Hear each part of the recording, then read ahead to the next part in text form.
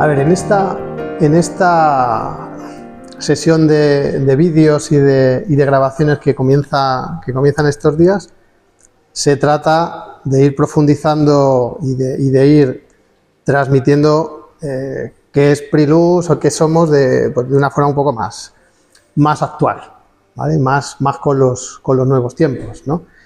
Y creo que, por supuesto, tiene que empezar con la vida y milagros del fundador, ¿no? de Juan Pretel, ¿no? Yo te voy a ir preguntando toda una serie de recuerdos, de recuerdos que tengo yo en mi cabeza, de cosas que te he escuchado muchas veces, pues yo te las voy a ir disparando, ¿no? Para que, bueno, pues intentar hacer memoria de lo que fueron los orígenes de Prilux. Pero antes de hablar de los orígenes de Prilux, a mí me gustaría que nos fuéramos todavía más atrás.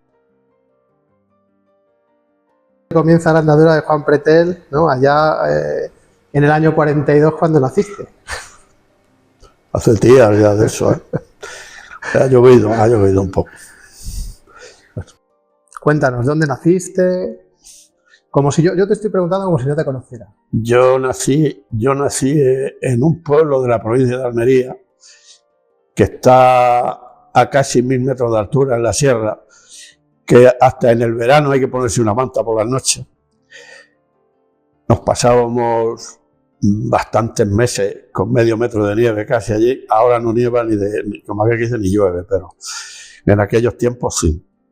Ya nací allí en la posguerra, tiempos muy malos para todos, un pueblo minero, había 2 compañías mineras, minas de hierro, había un trasiego enorme de trenes para llevar mineral al puerto para trasladarlo a donde fuera y bueno, pues allí me crié. En aquella época este pueblo que se llama Serón tenía 10.000 habitantes, o sea, era un pueblo... Sí, en ahora tiempos, sí. No llega ni a 2.000 habitantes. No, ahora quedarán unos 2.000 como muchos.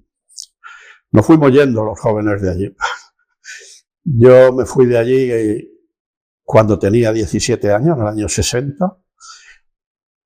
Me fui a Barcelona a trabajar. Empecé a trabajar en una empresa... ¿Te fuiste con 17 años? Con 17. ¿A qué se dedicaban tus padres? Bueno, mis abuelos eran agricultores, tenían una finca, agricultura pura y dura. Y mi padre, pues, él estaba de conductor de un camión en la compañía, en una de las 2 compañías mineras. Él conducía un camión de los que había en la época, que es un poquito distinto a lo que hay hoy día. Y además, cuando la empresa aquella cerraron, porque al final cerraron. En los 60, ¿no? Aquello fue cerraron en los años, sí. No, yo creo, sí. Yo me fui en el 60, sí, fue en los años 60. La última cerró en el 66, me parece. Sí, fue en los años 60 que cerraron. Y a mi padre lo jubilaron ya, me parece que tenía 55, 56 años, nada más, o sea que se jubiló joven.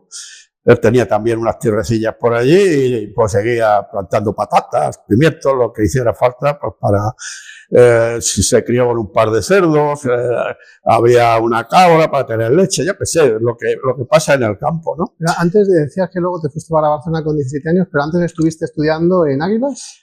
Bueno, en Águila hice algunos cursos, o sea, yo en Águilas, que es donde vivían mis abuelos, cuando se jubiló mi abuelo materno, que tenía la casa en Águila, pues yo me fui 2 años o 3, creo recordar, para poder estudiar un poquito más de lo que podía estudiar en el pueblo, que allí no teníamos ni para bachiller ni para nada, ¿no? Tenías que irte a la capital y en aquella época no había dinero para mandar a un hijo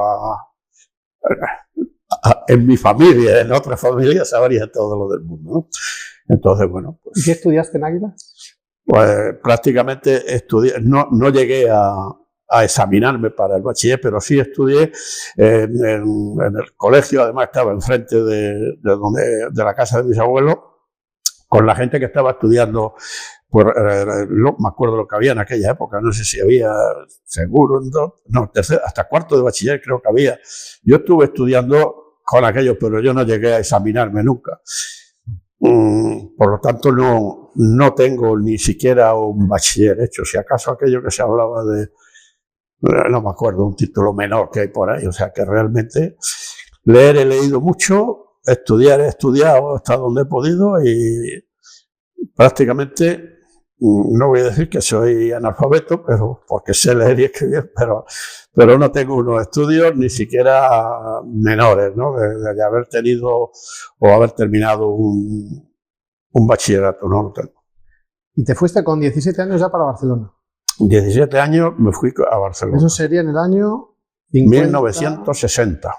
60, el año 60. Porque nací en el 42, pero nací a finales de año. Por lo tanto, me fui en julio, todavía tenía 17 años. ¿Y ahí en Barcelona qué fuiste a trabajar, a estudiar, a las dos cosas? Bueno, yo estudiaba por las noches, empecé en la escuela Berlitz, empecé a estudiar francés y bueno, pues en aquella época me entendía, veíamos, cuando ya sabíamos un poco, íbamos a cines que hacían películas en versión original y te enterabas, en la Berli no te hablaban en español nunca, te hablaban en el idioma que estabas estudiando. En aquella época aprendí francés, no al 100%, pero sí a lo mejor un 75-80%. El francés yo me apañaba. Luego han pasado tantos años que no lo he practicado que ahora oigo en francés y solo entiendo lo de France y bonsoir y poco más. Yo digo,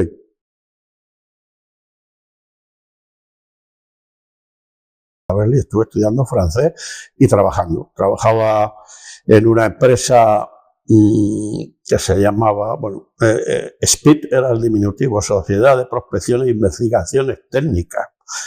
Son esas pistolas que son para clavar en clavos, en hormigón, en hierro, en mampostería, en cualquier sitio, para fijaciones de electricidad, de fontanería, de lo que sea.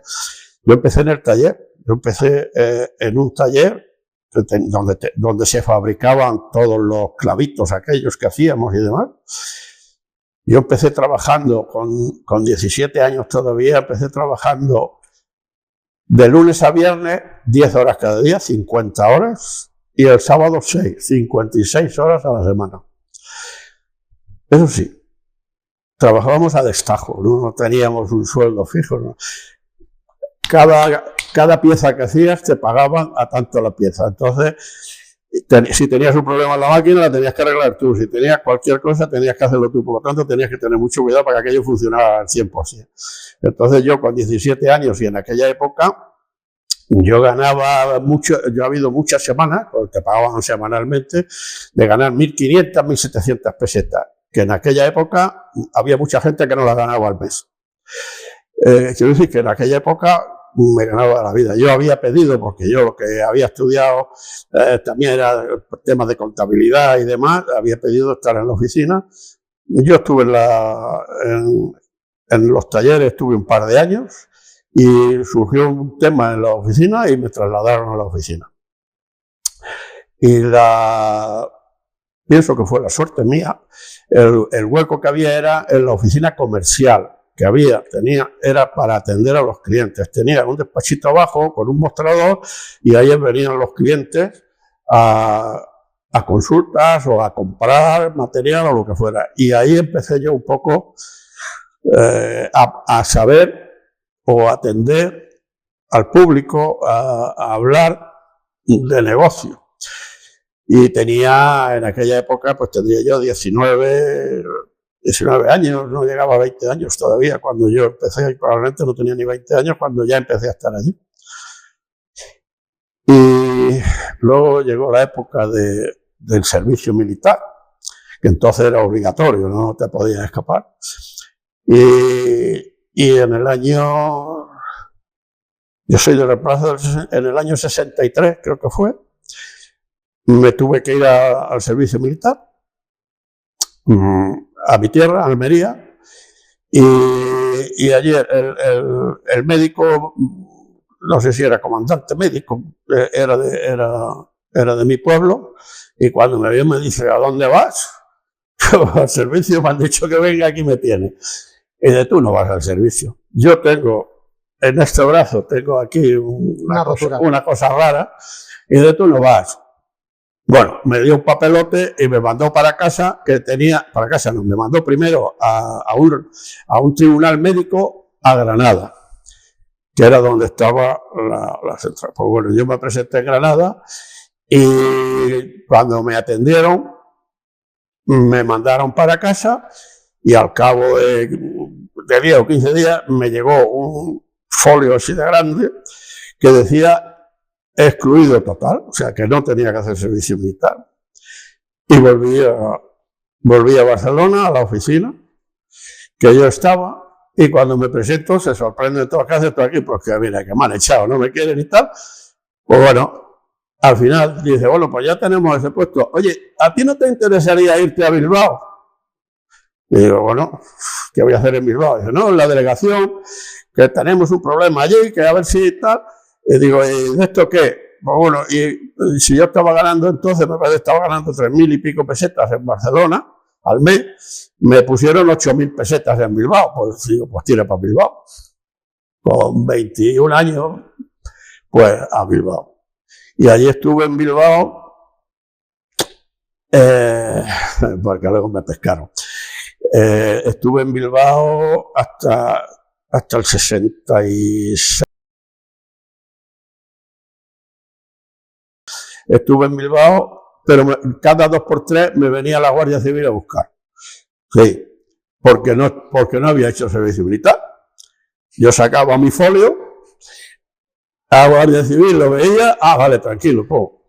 Pero al cabo de 3 o 4 meses me volvían a venir otra vez con la misma historia. Al final me trincaron y me mandaron al servicio militar en Almería. Y resulta que estaba allí el teniente, que era el comandante de la compañía aquella, estaba tomando nota de la gente cuando yo llego allí.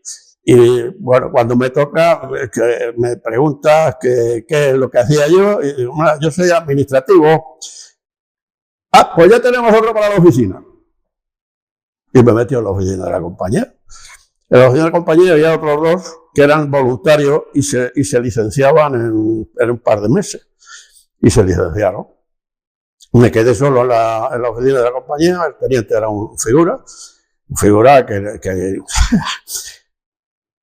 que cuando llegó un momento, al cabo de le llevaba a firmar cosas y me llega un momento y me dice, oye, ¿tú no sabes cómo firmo yo? Y digo, bueno, más o menos. Y dice, pues fírmalo tú y no me des la lata. Y al final hasta firmaba yo todos los partes que tenía que firmar el teniente. Bueno, pasé una mili bastante bien, no hice instrucción, no cogí un fusil, no hice nada de nada en la oficina de la compañía. Llega un momento que dicen que se licencian los del primer reemplazo. Hay que mandar las cartillas a la capitanía, me parece que hay que mandar las cartillas con lo que se licenciaban. Yo me había incorporado en noviembre y esto era para junio. Pues llevaba esos 6 o 7 meses y mi cartilla fue para adelante. Y entonces, pues, me licenciaron con todos los demás. Con 6 o 7 meses de... Me licencié yo, vamos, una palabra. Vendíamos un poco de... Me surgió la posibilidad de ir a Philips. Me llamó... ¿Qué año estamos hablando? Estamos hablando del año 69 ya. 69. Del año 69. Esta era la llegada a una empresa del sector de iluminación. Ya llegué al sector de iluminación. En noviembre del año 69 empecé a trabajar yo en Ascar, que Ascar era una empresa 100% Philips, que la marca de televisores, toda la gama marrón era Ascar, la gama blanca era Ruton y la gama de alumbrado era Pope, que es lo que yo empecé a vender en aquella época, lámparas Pope. Y me dieron un cuadrante de España, que era el cuadrante noroeste. Tenía, pues, si partes España, partando por Madrid, en 4, la parte del noroeste, Galicia, Asturias, toda la parte de León, Castilla-León, toda aquella zona. Y allí empecé Pero se fue complicando la cosa, uno se marchó, a otro lo tuvieron que despedir porque el que hacía Andalucía, resulta que cada vez que venía, y nos juntábamos ahí, porque el viaje que hacíamos allí, salíamos un martes por la mañana, nos íbamos de viaje, y volvíamos el viernes de la semana siguiente. No era en la semana, sino otra semana.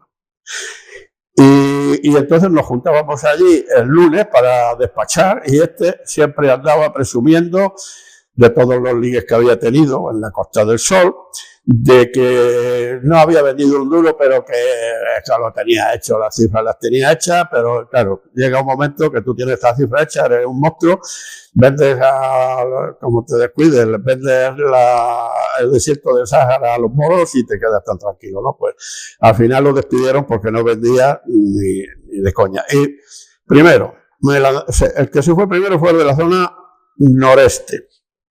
Me dejaron media España para el tema de Pope. Luego se fue el del sur, este es el que despidieron. Me lanzaron al sur también. Y al final, el que hacía la zona de sureste, que también se marchó, este chico, no sé qué pasó, que no me acuerdo, pero al final me quedé con toda España también para Pope. Pero bueno, allí estuve trabajando, pues yo me marché. Eso fue en el año 69 y yo me marché en el año 71. Aquello se ve que como dependía de alguno de Philips, yo siempre digo que se ve que alguno se cortó afeitándose una mañana en Philips y dijo, esto de Pope, ¿para qué lo queremos? A freír espárragos. Tenían aquí la lámpara Z, Excel, no sé, tenían un montón de marcas en España y quisieron incorporar Pope. Pues sí, vendíamos, pero yo me imagino que no era satisfactorio para ellos y lo dejamos. Y entonces, en el año 71 me ofrecieron, no recuerdo qué mes sería del año 71. Pero eso ya es en Madrid, es decir. Ya estaba yo en Madrid. Sí, yo vine a Madrid en el año 69. Sí. A finales del 69 me vine a Madrid. Yo tenía entonces, a la que hoy es tu madre, era mi novia en Barcelona. Y yo, aquel invierno, no veas tú, los viajes que me pegué, coñera en la carretera, no había la autovía de hoy para ir a ver a la novia los fines de semana. Al final decidimos casarnos y nos casamos en marzo del año 70. O sea, 4 meses después de irme para Madrid, nos casamos ya y ella se vino a Madrid. Entonces sí, nos compramos un palacio, alquilamos una casa en Carabanchel amueblada, porque no teníamos ni para comprar muebles, ¿no?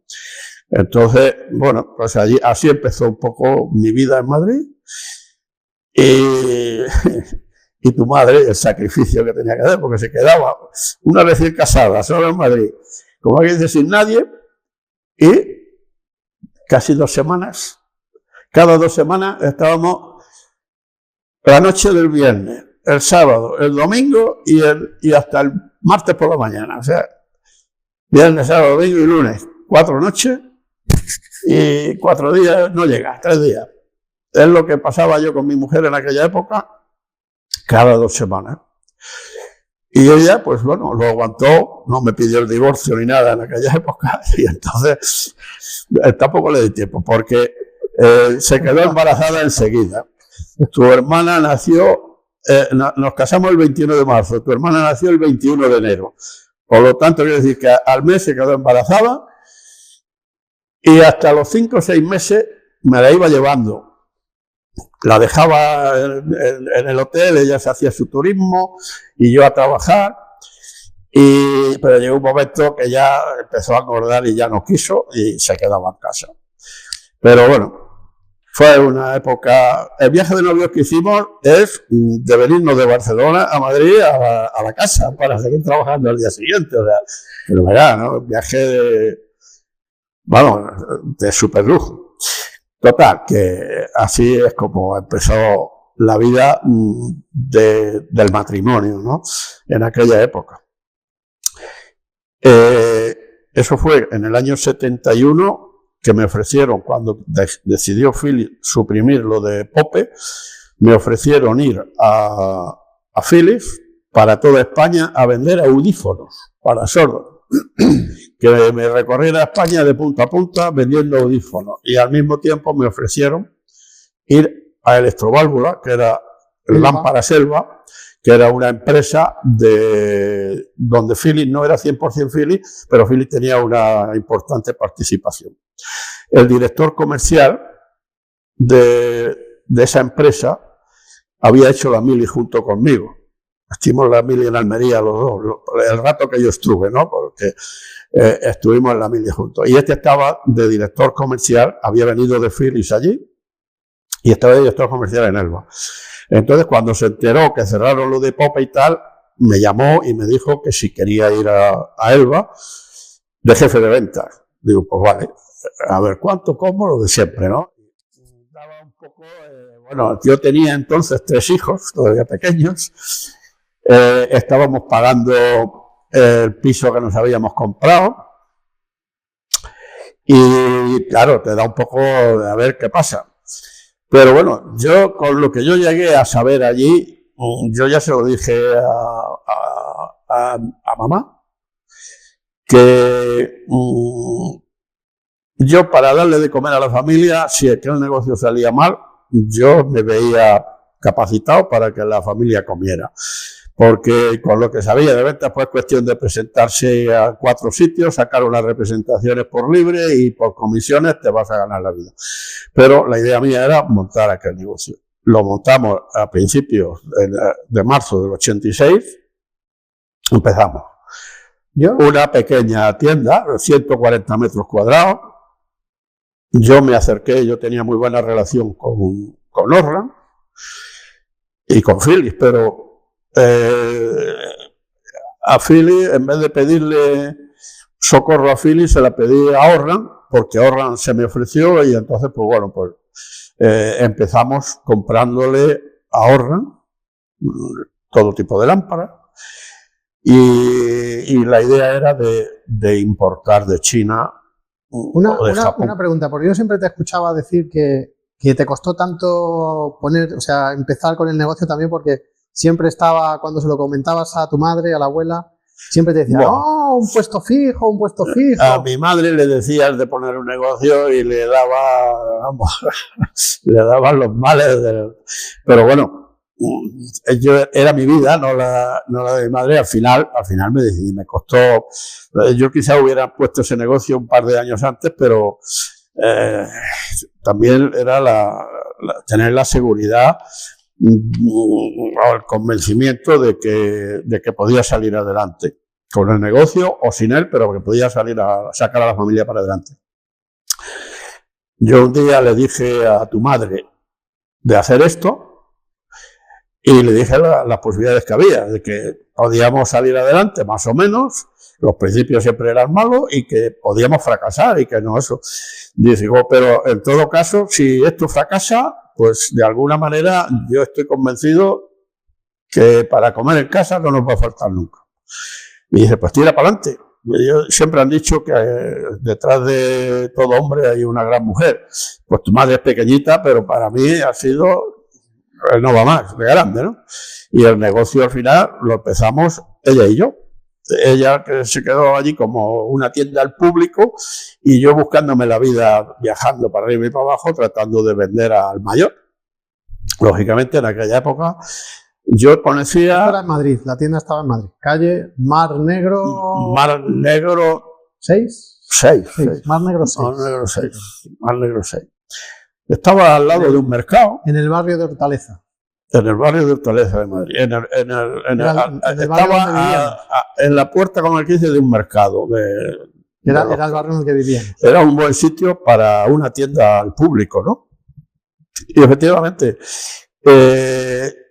empezamos allí y enseguida, con lo que vendíamos de tienda y lo que sacaba yo por ahí de mayor, al final, bueno, pues podíamos comer. Aquello, pues, fue en el año 86, allí aguantamos hasta el año 91. Marzo del 91, febrero, marzo del 91. En marzo o en mayo, no recuerdo. Sí, podría ser marzo que empezamos aquí también, sí. El caso es que durante todo ese tiempo fueron peores años para el negocio, porque tuvimos también problemas, hubo alguna crisis que devolvían las letras que daba gusto, los bancos no tenían lo que tenemos ahora con los bancos, pues tenías que andar llorándole a los bancos constantemente y avalando con todas tus propiedades. Hasta el gato tenía que ir a firmar. Tenías que estar. Si te iba mal, el banco se lo llevaba todo. Exactamente. Y sí, los niveles que había en aquellos tiempos de intereses cuando descontabas papel o cualquier crédito que te hacían, eran, pues bueno, de la época, que igual te ibas en muchos casos a más del 20%, el 15, el 18, el 20%. Entonces era muy caro todo aquello. Y eran los años, siempre, lógicamente, cuando arrancas son los peores, y os conseguimos pasar poco a poco hasta que vinimos a Toledo. Yo recuerdo de que no fuisteis de vacaciones durante 7 años. Ni mis hijos, que estaban en el colegio. Nosotros sí. Nosotros éramos jóvenes y nos mandabais a Yaserón, al pueblo. Sí, pero yo recuerdo de no cogeros vacaciones durante 7 años o por ahí. No, más años seguramente, no me acuerdo. Sí, hasta que no empezasteis vosotros a poder quedaros algún día allí para eso, no tuvimos vacaciones. Estuvimos trabajando 365 días al año, porque yo aprovechaba para ponerme un poco al día los domingos, los días de fiesta, todo esto. Incluso cuando vinimos a Toledo, yo me tiré muchos años, que mamá me llamaba el domingo a las 2 de la tarde diciendo que se iba a ir a comer, ¿no? Porque estaba aquí liado, trabajando y trabajando y trabajando. Cogí a la familia un domingo, nos vinimos a Toledo, vimos las naves, nos dijeron las condiciones y entonces pues decidimos comprarnos una nave aquí en el Polígono Industrial de Toledo. Estaba en la tercera parte que lo más económico que habías visto allí en Madrid. Y sí, mucho más barata. La tercera, aquello valía en aquella época 20 millones de pesetas. 20 millones, ¿no? Sí, entonces eso era un 20% de lo mínimo que me pedían muy lejos de Madrid. Era un 20%. Pero luego las condiciones. Me pedían no me pedían ni entrada, sino simplemente una hipoteca a 10 años, pagando no recuerdo si, me parece que no llegaba ni a 200.000 pesetas al mes. O unas 200.000 al mes, sí. Se convertían, los 20 millones se convertirían en 25 o 28, pero era muy fácil para nosotros en aquella época de poder pagar aquello. Pues nos metimos en aquella nave y empezamos a funcionar en Toledo. La nave diáfana, lo primero que hicimos fue una oficinita. 500 metros, 580. No, aquella nave era de algo más de 600 metros, creo que era, pero bueno, es igual. Ponle 600 metros el número redondo. Y diáfana, no teníamos allí el material. Cuando apilábamos tubos fluorescentes, allí no teníamos que andar subiendo tubos para arriba hasta el techo casi, porque no teníamos ni estantería. Por luego, poco a poco, fuimos ya montando estantería, hicimos un altillo para poner más. En aquellos años, ¿cuál era el modelo de negocio de Importland? Porque se llamaba Importland. Importland, sí. ¿Cuál era la propuesta de valor al cliente? La propuesta de valor al cliente, bueno, ya habíamos empezado en aquella época, ya estábamos comprando algo de jabón. Sí, pero vendíamos solo bombillas.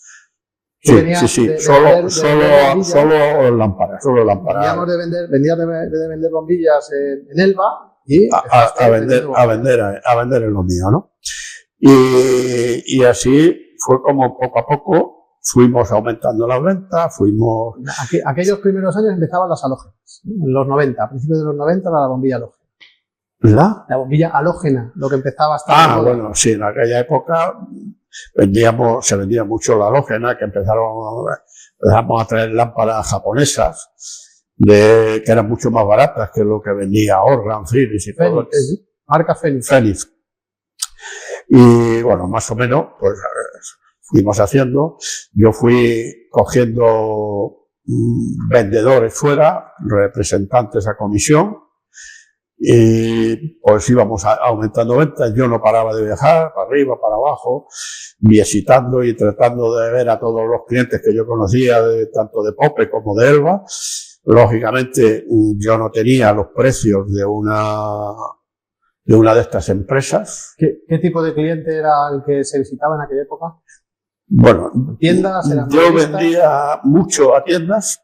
Yo tuve gente que había trabajado en Corona, y los de Corona se dedicaban a tiendas, y entonces pues vendíamos a tiendas, pero yo de Elba conocía mucha gente que era de almacén y demás, y yo visitaba todo aquello, pero yo le vendía nada más que lámparas especiales que no tenía Elba o que no tenía Philips, lámparas de proyección, lámparas de luz negra, lámparas raras, ¿no?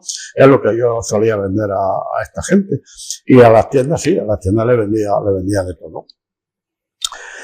Y poco a poco pues fuimos creciendo. Cogí gente, incluso aquí cuando estábamos ya en Toledo, cogí a una persona que había puesto incluso un negocio él propio, pero le fue mal. Era Juan Vascón, que era un figura. Este hombre había estado trabajando en Corona años. Antes de Corona había vendido libros, o sea que era... ese sí que era capaz de venderle a cualquiera lo que tenía en su casa, que ya lo tenía comprado, y lo revendía, no había problema. Y entonces nos abrió mucho mercado él.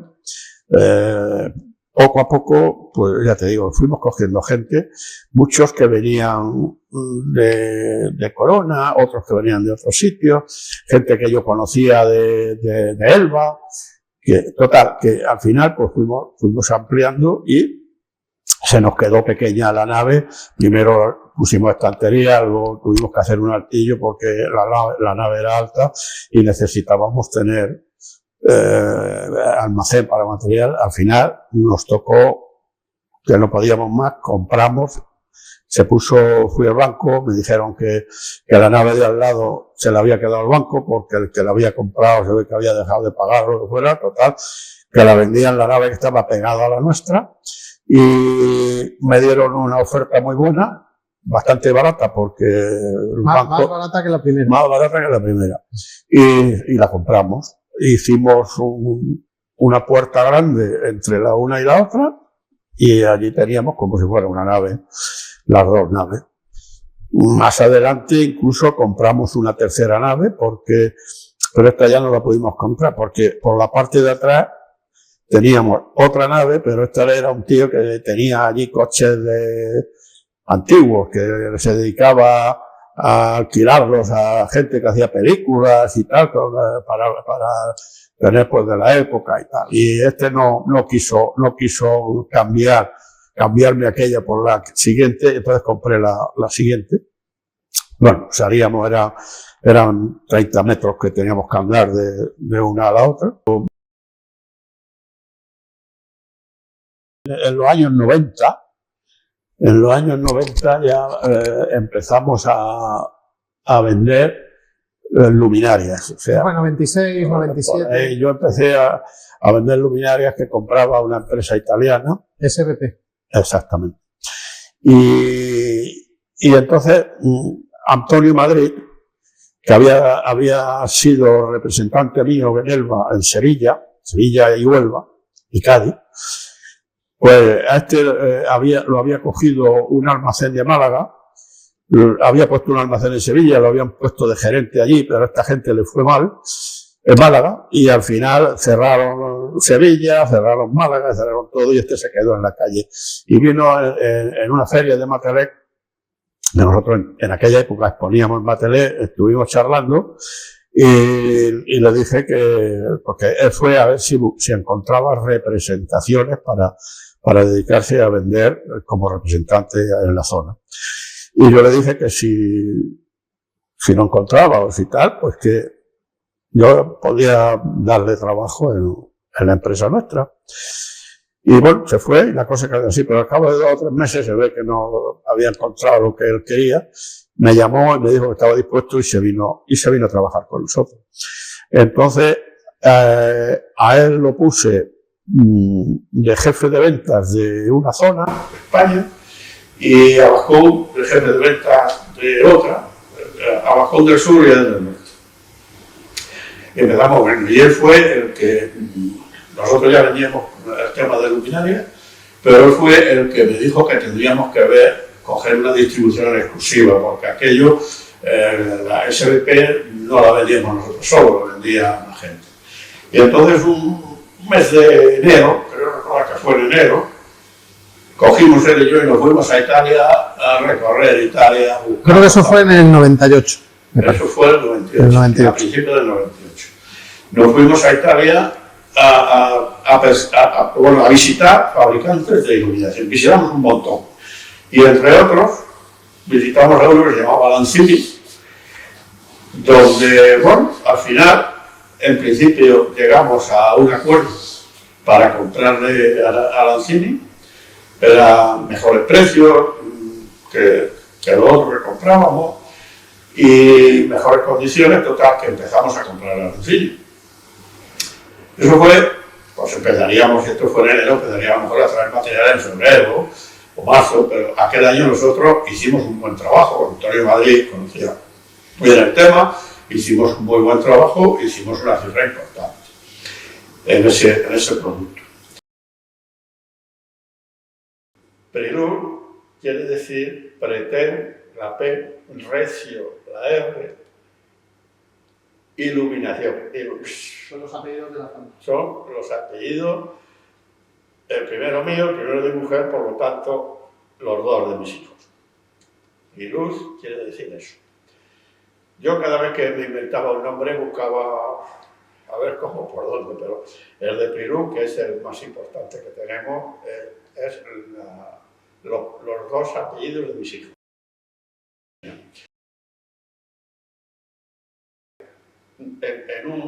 En un cuchitril, porque aquello era un cuchitril, no sé si te acuerdas, que era como una entrada a una especie de vivienda, tenían puesto allí los hilos luminosos, el hilo luminoso que nos metimos allí, preguntando, joder, esto, a ver, para Navidad y tal. Pues creo recordar que le hicimos una compra de $10.000. $10.000, sí. Creo recordar que compramos $10.000 en hilo luminoso. Además, lo vendimos muy bien, ganándonos muy bien la vida. Y al año siguiente, ya para la Navidad siguiente, creo que fue un contenedor completo lo que compramos. Pero aquello fue creciendo fue impresionante cómo fue creciendo aquello y cómo empezamos a vender todo el tema de Navidad. Y bueno, hemos llegado a hacer unas cifras muy importantes hoy día ya en Navidad, gracias a que nos colamos en aquello no estaba ni en la feria, estaba fuera de la feria en un portal, donde estaban expuestos, y era Flexilight, que era probablemente la mejor empresa que había para el mejor producto que se fabricaba en China en aquella época de ese producto de hilo luminoso, yo creo que era el Flexilight.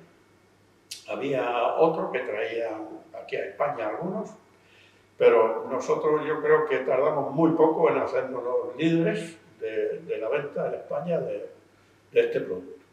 Llegamos a vender más de 1 millón de metros en un año, más de 1 millón de metros de hilo luminoso.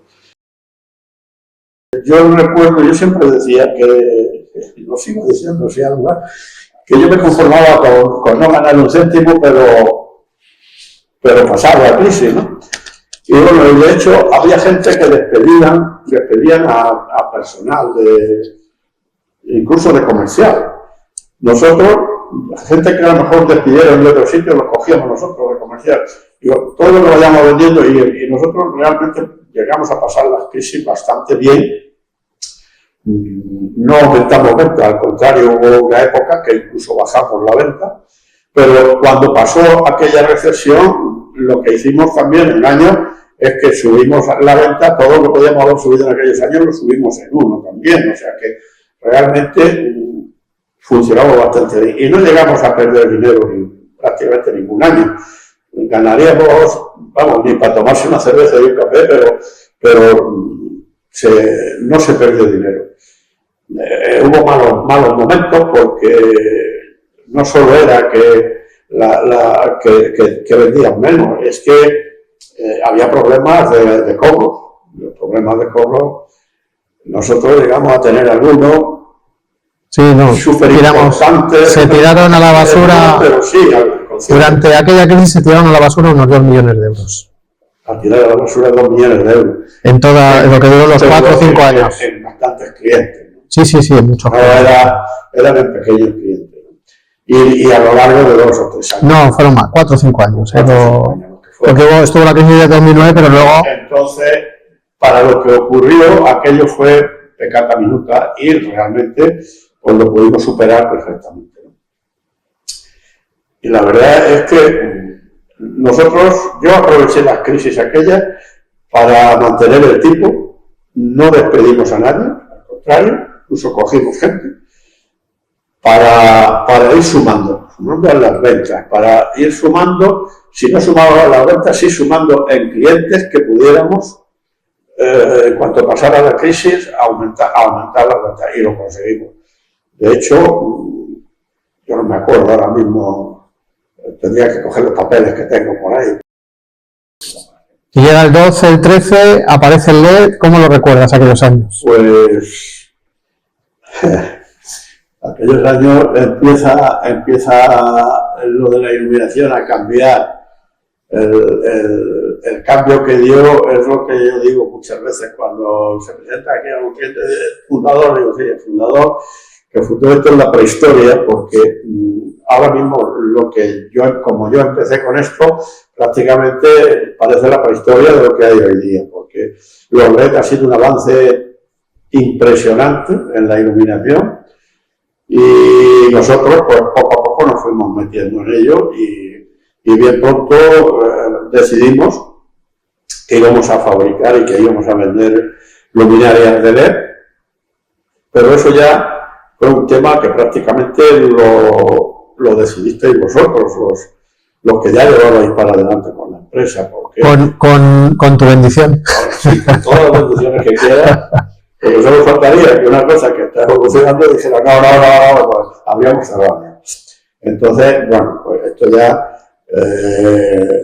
para mí ya bueno, yo todavía, como he estado por aquí, no he faltado, aunque esté jubilado, no he faltado de venir por nada. Vas a cumplir 82 años dentro de 2 meses. En 2 meses cumplo 82 años.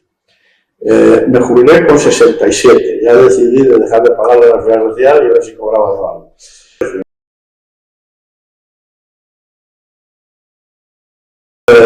Creo que se ha conseguido tener un producto de calidad, tener un nombre, Prilux tiene hoy día un nombre en el mercado que está considerado pues muy cerquita de las primeras marcas, muy cerca de las primeras marcas. En algunos hay por ahí que la considera primera marca, que dice, tiene que ser el Philips esto y Prilux. Y bueno, a mí se me pone el pecho que no quepo, la camisa se rompe, ¿no? Porque ya te meten en un punto muy bueno. Entonces lo que hace falta es que vayan pasando todo, porque este año...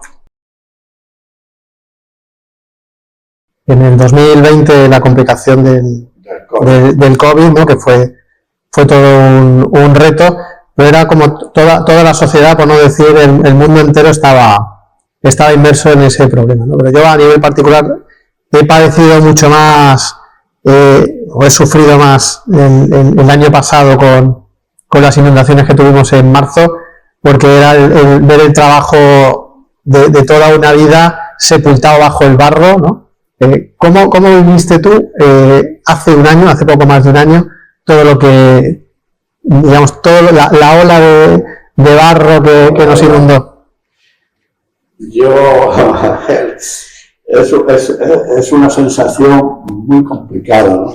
Porque cuando ves lo que pasa, que no puedes entrar aquí en 48 horas, que no podíamos ni entrar, porque seguía pasando ese río de agua por ahí, que yo aquella noche empezaron a sonar las alarmas por todos sitios, la noche del domingo serían las 11:15, las 11:20, empiezan a llamar las alarmas, que había saltado la alarma de aquí, la alarma de allá, que querían llamar a la policía, digo, no llames a nadie, porque voy a bajar yo a ver qué es lo que pasa. Madre mía. Cogí un coche, me tuve que volver porque no podía. El Lexus, como es bajito, no pude. Me tuve que volver a mitad de camino. Y cogí el Toyota, y con el Toyota conseguí llegar hasta ahí enfrente, la calle esa, pero me quedé a mitad de la calle porque ya me superaba el agua también, incluso en la calle. Estaba pasando el río de agua, estaba por encima del nivel de donde tenemos nosotros la pared que tenemos en la entrada, la fachada, la que delimita la parcela, pues estaba pasando por encima cuando yo vine aquella noche. Y ya pues se te cae el alma a los pies, pero cuando se viene todo abajo es cuando conseguimos entrar aquí y vemos que se ha llevado, pues yo qué sé, lo que se ha llevado de material. Todo lo que teníamos en las playas de material había llevado. Se había llevado las 6 puertas de los muelles que tenemos, las había reventado. Las 2 puertas grandes que tenemos al otro lado, lo que había entrado, había reventado las puertas, se había llevado la valla, se había llevado el material, se había llevado todo. Y había llegado, pues 1 metro, puede que incluso más del metro, de tierra, de agua embarrada, ¿no? Y al final, ¿qué quedaron? 20 centímetros. Un palmo de barro. Sí. 20 centímetros de barro debajo y todo el material que había en toda la parte de abajo, aparte del que ya se lo había llevado la riada, el que quedaba dentro, inútil todo. Tuvo que empezar a sacar material afuera, no teníamos ya, ocupamos toda la zona donde tenemos los aparcamientos, de arriba abajo entera, pero entera dejando un pequeño pasillo para poder pasar una maquinita de estas, lo demás ocupado todo. Ocupamos el lado de los muelles también con un montón de material y ocupamos la parte de atrás de la nave también con un montón de material que fuimos sacando. A otros, gente joven que pueda estar viendo este vídeo, ¿tú qué le recomendarías como emprendedor que has sido, pues con 42 años que pusiste en marcha el negocio? ¿Qué recomendación le darías tú a ese joven que está pasando por su cabeza el emprender? Bueno, que le eche valor, porque si no le echa valor no va a emprender nada. Hay que echarle valor a la cosa para tirar hacia adelante, que se tiene que sacrificar en el trabajo, tiene que trabajar mucho, porque si tú trabajas, si conoces, primero tiene que conocer bien qué es lo que el negocio que va a montar, qué es lo que quiere comercializar, vender o hacer, ¿no? Y si no lo conoce bien se puede estrellar, pero si lo conoce bien, como era mi caso en aquellos tiempos, y tiene conocimiento también de los posibles clientes, o si realmente los conoce y sabe que tiene una posible entrada en ellos, pues lógicamente que tiene para adelante, pero eso sí, que se olvide de tranquilidad, que se olvide de fiestas, que se olvide de vacaciones, por lo menos hasta que no haya conseguido que el negocio, no digo que funcione solo porque nunca va a funcionar solo, pero que con el personal que tenga ya tú puedas tener una posibilidad de relajarte un poco, porque sabes que la gente que está trabajando contigo es capaz de llevar el negocio adelante, ¿no? Y es muy bonito. La verdad es que si tú pones un negocio, al final lo sacas adelante, pues vas a estar muy orgulloso de ti mismo.